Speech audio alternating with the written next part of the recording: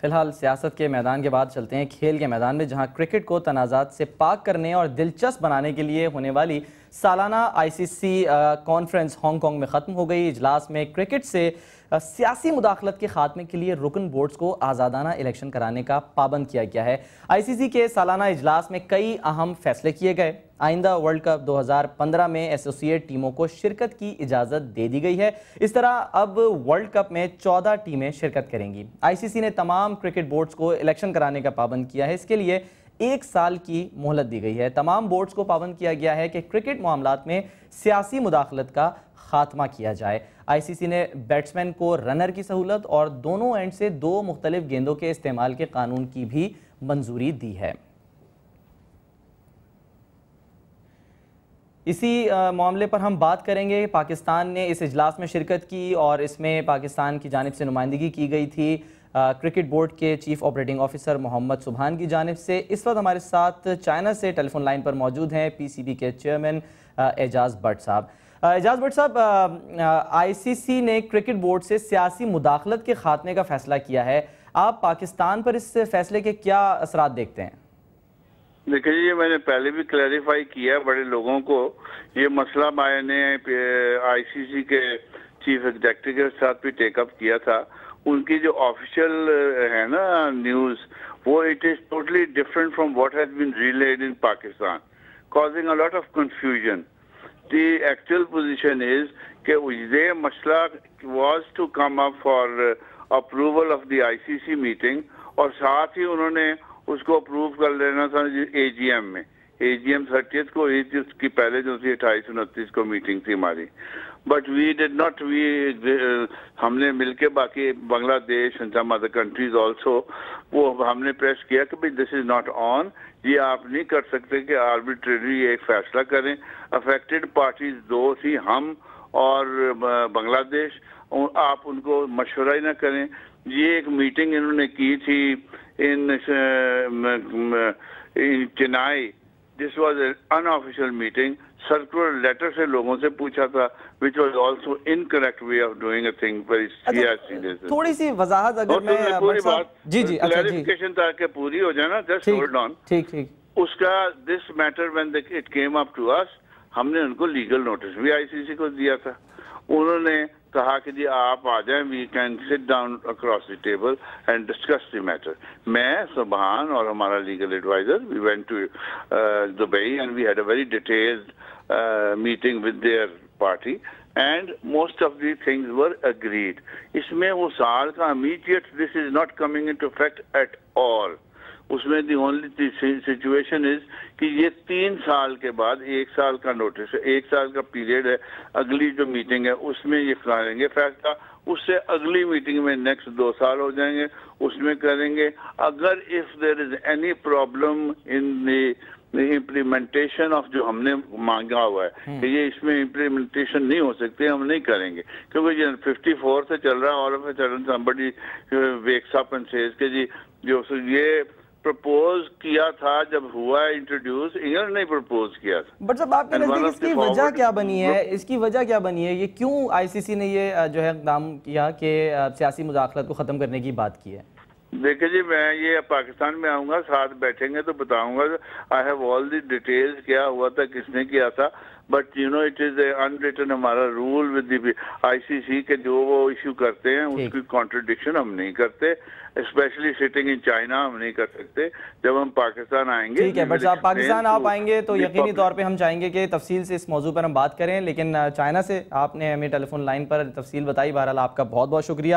ہمارے ساتھ ٹیلی phone line پر ہی موجود ہیں ICC کے سابق صدر احسان مانی. احسان مانی صاحب, آپ نے مختصراً گفتگو بھی سنی اعجاز بٹ صاحب کی. ان کا یہی کہنا ہے کہ واپس آ کے وہ تفصیل سے بتا سکیں گے, لیکن آپ سے اگر میں پوچھنا چاہوں کہ آپ تو صدر رہ چکے ہیں ICC کے, وجہ کیا بنی ہے ایک بنیادی کہ جو ICC کو یہ فیصلہ کرنا پڑا اور ہدایت دینی پڑی کہ جس سیاسی مداخلت کو ختم کرنے کے اقدامات کیے جائیں اور 1 سال کا اس میں ٹائم فریم دیا ہے؟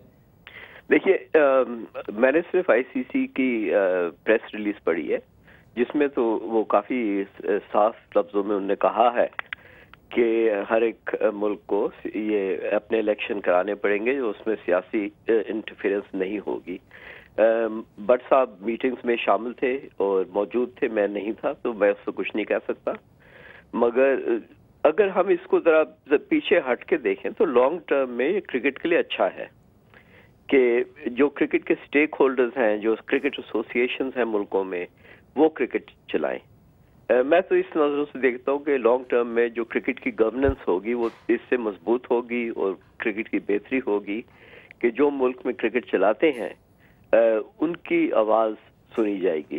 ٹھیک، بہت شکریہ آپ کا احسان مانی صاحب۔ امیدیں وابستہ ہیں احسان مانی صاحب کو کہ اگر یہ جو فیصلہ ہے ICC کا اس پر عمل درآمد ہو جاتا ہے تو کرکٹ کے میدان میں پاکستان یقیناً ترقی کرے گا۔ اور جیسے کہ ہم نے آپ کو بتایا کہ پاکستان نے سائنس کے میدان میں ترقی کی ہے اور ایک بہت بڑا کارنامہ سر انجام دیا ہے۔ کراچی یونیورسٹی سے وابستہ سائنسدانوں نے چینی ماہرین کی مدد سے پہلی بار کسی پاکستانی شہری کا جینوم یعنی مکمل جینیاتی خاکہ تیار کر لیا ہے۔ کسی پاکستانی شہری کا یہ مکمل جینیاتی خاکہ جامعہ کراچی کے doctor Panjwani centre for molecular medicine and drug research اور چین کے بیجنگ جینومکس انسٹیٹیوٹ کے اشتراک سے تیار کیا گیا ہے۔ اس منصوبے کے سربراہ ڈاکٹر اقبال چودھری کے مطابق پاکستان دنیا کا چھٹا ملک ہے جہاں یہ کام سر انجام دیا گیا۔ اس منصوبے پر صرف $40,000 خرچ ہوئے، جس میں سے $20,000 چین کے بیجنگ انسٹیٹیوٹ نے اور $20,000 پنجوانی سینٹر نے دیے، اور یہ کام 6 مہینے میں مکمل ہوا۔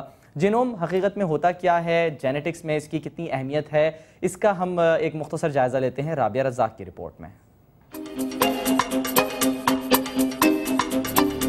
زندہ اشیاء میں انسان کی تشکیل خدا کی ایک عظیم تخلیق ہے جس کی ارتقاء کے بارے میں جستجو کا سفر صدیوں سے جاری ہے۔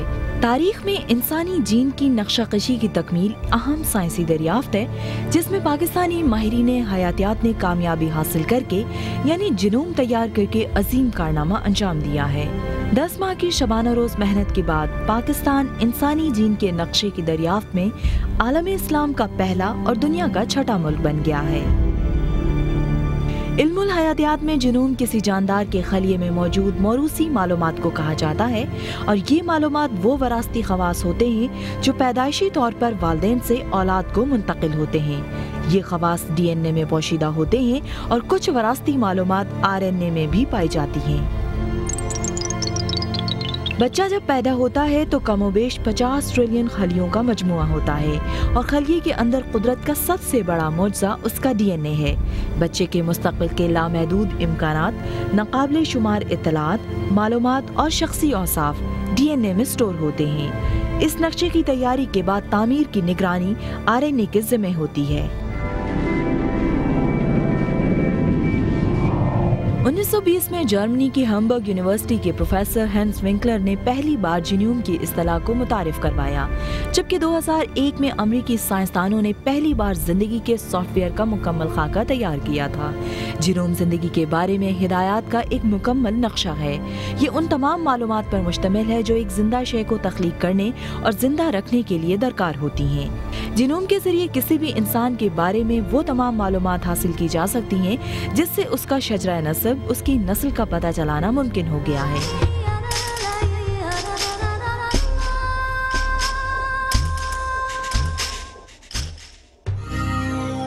جنوم کی تیاری کے بعد یہ بھی جاننا آسان ہو جائے گا کہ کسی انسان کو کون سی بیماری ہو سکتی ہے اور کون کون سی دماغی اور جسمانی تبدیلیاں رونما ہونے کا امکان ہے۔ ماہرین کہتے ہیں کہ اس دریافت کے بعد قبل از وقت امراض کی روک تھام ممکن ہو سکے گی۔ رابعہ رزاق، سما۔ دیکھا آپ نے کہ پاکستان نے کتنی بڑی ایک ترقی کی ہے، کتنا بڑا کارنامہ سر انجام دیا ہے، اور اس کارنامے کو سر انجام دینے والے اس جنوم پروگرام کے سربراہ ڈاکٹر اقبال چودھری اس وقت ہمارے ساتھ ٹیلی فون لائن پر موجود ہیں۔ ڈاکٹر صاحب، سب سے پہلے تو آپ کو بہت بہت مبارک ہو کہ یہ ایک عظیم کارنامہ پاکستان نے چین کے اشتراک سے انجام دیا ہے۔ یہ بتائیے کہ رپورٹ تو ہم نے تفصیلی طور پر دکھائی ہے، آپ سے جاننا چاہیں گے کہ جنوم عوام کے لیے کیسے اور کس طرح فائدہ مند ہے؟ بہت بہت شکریہ سلمان صاحب، السلام علیکم ورحمۃ اللہ۔ دیکھیے، جنوم جو ہے، جیسے کہ آپ نے اپنی رپورٹ میں بھی بتایا کہ یہ ایک پورا کمپلیٹ سافٹ ویئر ہے کسی بھی جاندار کا۔ جب ہم ہیومن جنوم کی بات کرتے ہیں تو ہم انسان کے جنوم کی بات کرتے ہیں، اور ہمارے جسم کی مشابہت سے لے کر اور اس میں جو کچھ بھی ہے وہ प्राइमरली जीनोम से ओरिजिनेट होता है। उसमें जितने प्रोटीन्स हैं, लहमियात जिनको उर्दू में कहते हैं, वो सारे जीनोम से निकलते हैं और उसी से हमारी कम्प्लेक्शन, हमारा चेहरा, हमारे जो मौरूसी खुसूसियात हैं। इसमें जो बहुत इम्पोर्टेंट अहम चीज़ है वो ये है कि जीनोम में ऐसी इतलात होती हैं जिनके ज़रिए आप ये मालूम कर सकते हैं कि कोई कौम या कोई शख्स या इंडिविजुअल जो है उसको किस किस्म की बीमारी होने का खतरा लाहक है और उसको किस किस्म की बीमारी ज़िंदगी के मुख्तलिफ हिस्सों में हो सकती हैं, किस किस्म की जीनियाती डिफेक्ट या खराबियां है वो हो सकती हैं, या किसी बहैसियत कौम इंडिविजुअल जो कौम है उसमें कौन सी बीमारियों की चांसेस ज़्यादा है। इस तरह की बहुत सारे फ़वाइद हैं जिनका मालूम किया जा सकता है। मगर एक अहम चीज़ ये है कि इंसान का जीनोम तो खैर एक बहुत इम्पोर्टेंट माइलस्टोन है। इस टेक्नोलॉजी को आप यूज़ कर सकते हैं जरासीम के जीनोम के लिए, टेक्नोलॉजी का इस्तेमाल कर सकते हैं पौधों के और जानवरों के जीनोम के लिए, और फिर उसे एग्रीकल्चर में, एनर्जी में और बहुत सारे सेक्टर्स हैं उसमें डेवलपमेंट। अच्छा, क्या डॉक्टर साहब इस बात का भी इम्कान है कि आइंदा आने वाले दिनों में, क्योंकि ये टेक्नोलॉजी जो है ये सॉफ्टवेयर पाकिस्तान ने भी बना लिया है, आइंदा आने वाले दिनों में सुपर ह्यूमन बीइंग्स बनाए जा सकें या जेनेटिकली मॉडिफाइड इंसान जो हैं वो बनाए जा सकें? देखिए, टेक्निकली मुमकिन है क्योंकि जीनोम पूरा डिकोड हो चुका है, और ये भी मुमकिन है कि जो बहुत सारी खुसूसियात होती हैं, मिसाल के तौर पर ये मुमकिन है कि जीन में एक ख़ास तब्दीली के ज़रिए आप बहुत सारी कैरेक्टरिस्टिक चेंज कर सकें। मगर उसकी फिर एक अलग एक डायमेंशन है, एथिकल डायमेंशन, जिसको अखलाकियात कहते हैं, और उसमें फिर ये बहुत मुश्किल हो जाता है कि आप इस तरह की तहकीक को लोगों के लिए आम कर दें। उसके लिए फिर ज़ाब्ते ज़रूरी है।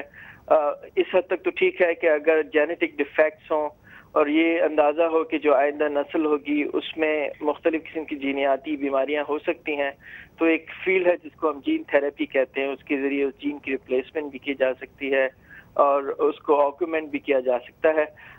मगर क्या सुपर ह्यूमन बीइंग या इस तरह के आइडियल इंसान बनाए जा सकते हैं, ये वो इश्यूज़ हैं जिनका ताल्लुक बहुत हद तक अखलाकी ज़ाब्तों से है। और मैं समझता हूँ कि साइंस के साथ साथ ये भी अहम ज़रूरत है कि इसके साथ जो एसोसिएटेड इश्यूज़ हैं उस पर भी बहुत अहम। अच्छा डॉक्टर साहब, ये भी बताइए कि पाकिस्तान क्योंकि एक ज़राई मुल्क है, ज़राअत में हम इससे फ़ायदा हासिल कर सकते हैं किसी भी तरीके से? जी हाँ, बहुत इसमें ये मुमकिन है। इसकी जो सबसे अहम चीज़ है ज़राअत में वो ये मुमकिन है कि ऐसे पौधे डिज़ाइन किए जा सकें जो सॉल्ट टॉलरेंट हो, जो नमक को और कम पानी में पैदा हो सकें, या डिजीज रेजिस्टेंस हो, मुख्तलिफ की जो किस्म की जो बीमारियां हैं उनको उनसे जो रेजिस्टेंट वैरायटीज़ हों वो पैदा की जा सकें। तो जीनोम अगर हम ऐसे पौधों का करें जो हमारे काश्त में इस्तेमाल होते हैं, तो डिजीज रेजिस्टेंट, सॉल्ट टॉलरेंस किस्म के पौधे हम पैदा कर सकते हैं और उसके जरिए फिर जो है एग्रीकल्चर में एक नया इनकलाब आ सकता है। ये सलाहियत पहले भी मुख्तसरन जो है वो मैं आपसे जानना चाहूँगा, क्योंकि सॉफ्टवेयर है तो यकीनन उसको किसी न किसी वायरस से भी खदशा हो सकता है, तो इसके लिए आपने क्या किया है? देखिए, जो ह्यूमन जीनोम है उसमें जब डीएनए इनकॉर्पोरेट हो जाती है, चाहे वो म्यूटेशन के जरिए हो या कोई जो वायरस हो वो अपनी डीएनए इनकॉर्पोरेट कर दे ह्यूमन जीनोम में, तो वो उसे हम कैंसर कहते हैं, उसे कैंसरस स्टेज कहते हैं। क्योंकि जो जीनोम में जब तब्दीलियाँ आती है और नई जीन्स में आ जाती हैं तो वो नॉर्मल नहीं रहता और उससे फिर प्रोलिफरेशन बढ़ जाती है, सेल्स ग्रोथ हो जाती है और मुख्तलिफ किस्म के जो कैंसर्स हैं वो डेवलप हो जाते हैं। ये भी एक ह्यूमन जीनोम का एक बहुत इम्पोर्टेंट एस्पेक्ट है, जिससे आपको ये पता चलता है कि ह्यूमन जीनोम में नॉर्मली कौन सी जीन्स हैं और कौन सी जीन्स ऐसी हैं जो डिफरेंट हैं, मुख्तलिफ हैं, जो बाहर से इनकॉर्पोरेट हुई हैं।